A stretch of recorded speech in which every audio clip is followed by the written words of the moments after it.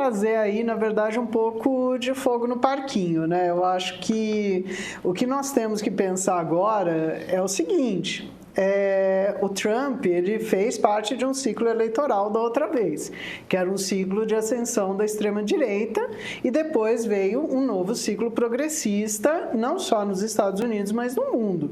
Então, aqui a gente está falando de América Latina, está falando de mundo, e agora o que a gente está vendo é, de novo, um outro ciclo eleitoral de avanço da extrema-direita e das forças de centro conservadoras, inclusive refletido aqui no Brasil, nas eleições municipais, que não foram eleições que caminharam para os polos, mas caminharam para o centro. O que eu quero dizer com isso? Por que eu vou botar um pouquinho de fogo no parquinho? Porque a gente, examinando os dados, o que prova? Prova que as forças progressistas em todo o mundo, elas não conseguem mais falar com as pessoas que vivem o seu dia a dia de dificuldades. Eu acho que o que acontece? Há uma incompreensão, e isso eu tenho visto em diversas análises, né? Há uma incompreensão efetivamente de que o eleitor hoje, ele não vota mais por abstração, né? Então, por mais que a gente possa dizer críticas enormes ao Trump, eu tenho várias, tá, gente? Tenho várias, mas vamos falar aqui como cientista política mesmo. Não adianta a gente falar só em abstração, falar só em questões associadas a temas como a democracia, chamar o Trump de fascista, que foi algo que a Câmara fez muito na campanha. Isso está acontecendo muito na Europa, mas a questão é a seguinte: o que o leitor está preocupado? Então, a Flávia falou, estou aqui com um monte de papelzinho, tá, gente? Que é o seguinte, e são temas que foram muito importantes na eleição, e eles suplantam outros. As pessoas, elas são multifacetadas, né? Eu acho que uma coisa positiva de algumas pautas progressistas é que ela deu voz a todos. Ao mesmo tempo, a esquerda, de muitas formas, ela esqueceu que nós somos multifacetados, né? Então, vamos falar, por exemplo, de nós, mulheres, né? Nós somos mulheres, somos trabalhadoras, nós temos anseios em termos de direitos, em termos de religião, mas também temos anseios assim: eu vou conseguir colocar uma comida para o meu filho na mesa, eu tenho um emprego digno, meu marido tem um emprego digno. Então, muitas vezes, essas questões, elas estavam fora das pautas da esquerda, no mundo todo. Então, não adianta a gente falar assim: o eleitor não sabe votar, ou o eleitor desconsiderou certas coisas, porque o problema é o seguinte: o eleitor, ele vai atrás de uma percepção de mundo de quando a vida dele era melhor, e a percepção de mundo do eleitorado é que a vida dele era melhor antes da pandemia, né?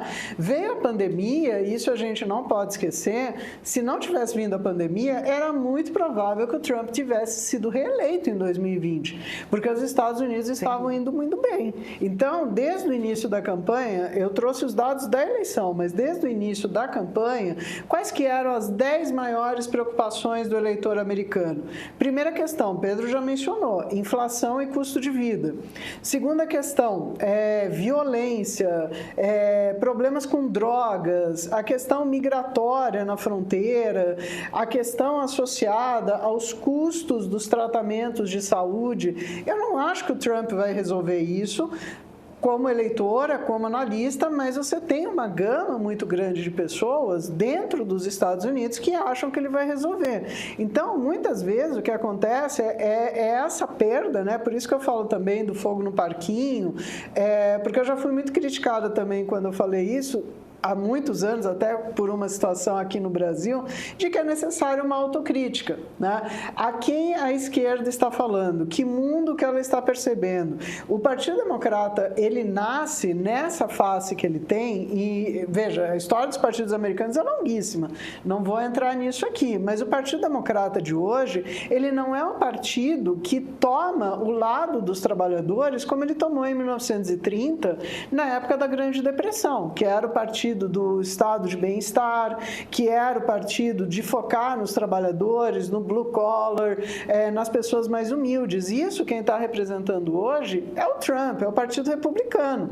Agora, por quê? Porque as pautas, elas deixaram de ser tão multifacetadas e esqueceram, às vezes, dessas questões básicas, que é a economia, a dignidade do trabalhador.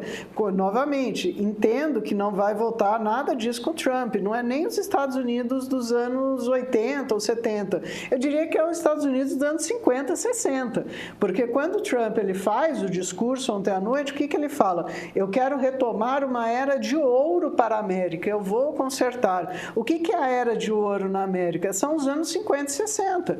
Quando você aumenta a industrialização, quando você tem um propósito, né? Não só um propósito no sentido de tornar o país o maior do mundo, mas ter orgulho. E a gente vai ter que entender, os primeiros dados que estão saindo, tem muitas mulheres que votaram no Trump, e eu tenho a seguinte percepção: as pessoas votaram no Trump, apesar das falhas dele, deram um mandato para ele para a mudança, justamente porque as pessoas têm essa percepção de que os democratas, eles não estão falando com o público, e a partir daí, você perde votos. Eu não sei se foi uma eleição tão apertada assim.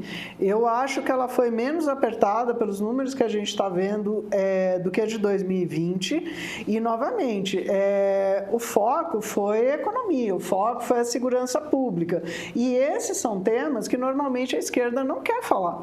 Ela não quer falar de empreendedorismo, e não adianta, né, nos Estados Unidos, no Brasil, na Europa, a gente ficar pasmo que a direita está avançando. Ela está avançando porque ela tem uma pauta que apela aos eleitores, e não é só a religiosa. Mas, exato, não é só a religiosa, mas a senhora acha que, de alguma forma, a venda de uma solução fácil, porque, assim, eu acho que a gente pode criticar profundamente a falta de habilidade da esquerda de conversar com esse público e as coisas serem simultaneamente verdadeiras, de que o que a extrema-direita em particular está oferecendo como solução não ser factível ou parecer mais simples do que realmente é. Em que medida você entende que quem fez a opção pelo voto no Trump enxerga que tem alguma demagogia, algum populismo ali, ou simplesmente cai na parte demagógica e populista do discurso? Eu não estou nem falando que seja integralmente, embora no caso do Trump até acho. A gente está, né, como o Pedro falou, estou estudando o Projeto 2025, que é um documento extraoficial da campanha, por assim dizer, né? Mas há ali algumas coisas que são claramente, quando o Trump fala vamos fechar tarifa, pensando em economia mesmo, a gente sabe que a economia americana não se sustenta isolada do mundo, virando as costas para o mundo. Então, como é que você entende esse voto de confiança num discurso que tem muitos buracos? Todos os discursos políticos têm buracos, né? Principalmente em campanha eleitoral. Então, todo discurso populista, e isso eu remonto até o Bill Clinton, em 1992, ele vai ter como base o quê? A esperança, a mudança. O Clinton foi o mestre, né, em criar essas novas linguagens que esses novos políticos, né, como o Trump, não novo de idade, né, mas um cara que decidiu entrar na política, acabaram trazendo. Né? Exato. Mas assim, qual que é a chave da questão? Isso foi usado por Clinton, por Obama, um pouco menos na eleição de 2000 com o Bush filho, o Al Gore, mas muito com o Trump, muito com o Biden, muito com a Câmara. É a seguinte chave: mudança, esperança, possibilidade e soluções fáceis. Né? Porque o que acontece nos Estados Unidos, desde os anos 70, o que a gente tem observado são problemas estruturais gravíssimos de um modelo econômico atrelado a uma globalização que eles mesmos trouxeram e que está sendo ganha por outros países. Então, o que isso leva? Isso vai levar à desindustrialização, isso vai levar à perda de empregos. Hoje, os Estados Unidos têm um problema gravíssimo, hoje não, né? Isso vem desde os anos 70, e se acentuou nos anos 80, enfrenta, que são os déficits gêmeos. Você tem um déficit público enorme que o Trump não vai resolver. Não. Né? E você tem um déficit comercial enorme que ele não vai resolver, porque se ele sobretaxar, vai subir a inflação, porque você não produz o produto que você tem mais. Agora, o eleitor, para isso você precisa ter o quê? Uma pauta política que você chegue para o eleitor e fale assim, olha, o problema é o modelo econômico que nós adotamos, nós fazemos a segurança dos nossos aliados, abrimos nossas fronteiras, nossas empresas foram para o exterior, a gente reconfigurou a nossa economia, hoje nós somos super big nas big techs, né, por assim dizer, mas somos mini na indústria, né?